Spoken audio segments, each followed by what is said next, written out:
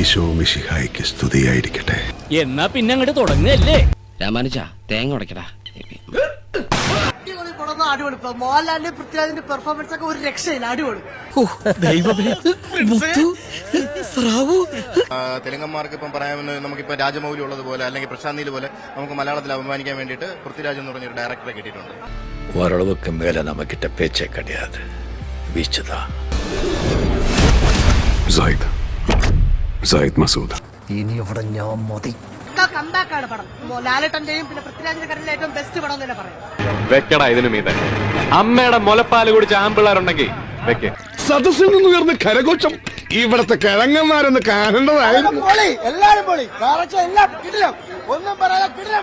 ഇത്തവണ റെക്കോർഡ് തിരുത്തും. ലാലേട്ടൻ കസറയോ എന്റെ മുന്തിരി കള്ളേ, നീ ആരാ എന്റെ മരുമകൻ? ലാലാട്ടനെ കഴിച്ചൊക്കെ ഇനി ഒന്നുമില്ല. വൃത്തിയോട്ടം ചെയ്ത് ലാലാട്ടൻ കലക്കി. അന്യായം അണ്ണാ, അന്യായം. എല്ലാരും പോയി കാണണം. ഹൈപ്പിനുള്ളതുണ്ട്.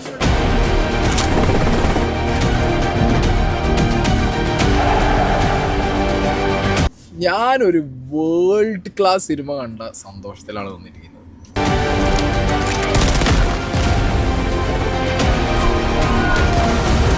മേക്കിംഗ് കാരണം അത്രയ്ക്ക് അടിപൊളിയായിരുന്നു.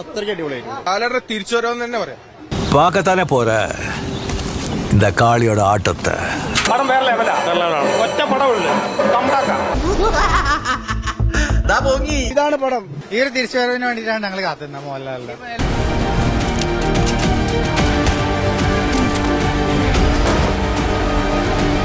பயமா இருக்கா? இதுக்கப்புறம் இன்னும் பயங்கரமா இருக்கும்.